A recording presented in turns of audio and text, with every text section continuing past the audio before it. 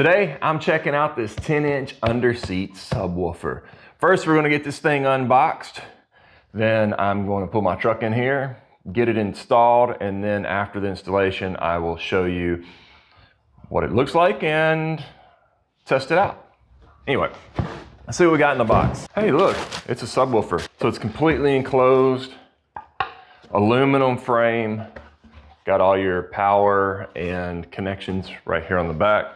It's got a cool spider logo on it, and there's supposedly some LEDs. I can see the LEDs. We'll see what they look like once I get this thing set up and working. Let's see what else is in the box. One of the connector cables. This is the where you can turn the subwoofer up and down or off if you don't want it for some reason. There's some mounting brackets. This is all your cables you're gonna need. You've got your hot wire, your neutral, you've got some speaker cable, fuse, and a remote switch cable, a speaker level line converter, and of course the instructions. Now that we've seen what all is in the box, I'm gonna move my truck in here, get it installed in the truck, then after I'm done with that, I'll come back to you and show you it installed and working. I'll be right back.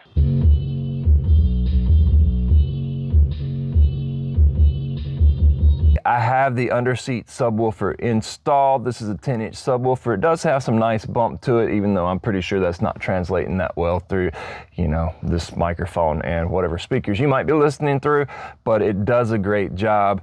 I like the little blue LEDs on it. Most important thing of it, though, is does it fit under the seat? Look at that, it does. So I don't lose any space for people that might be riding with me. On the back of it, you have a gain for your input, a bass boost, and a low pass filter. That way you get the highs out of it, because you don't really want those in that. You want that coming from your high speakers, not your subwoofer. All in all, it's a great speaker.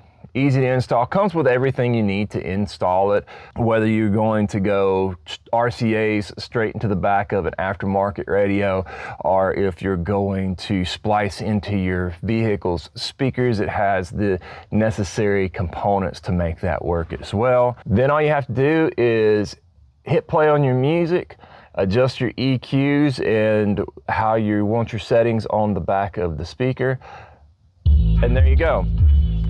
It does have a control level here, so I can turn it way down or I can turn it up using this. That way I have different levels of volume if I don't want all my bass. But who would want to do that anyway? So there you have the Underseat subwoofer. It's an awesome little addition to my truck.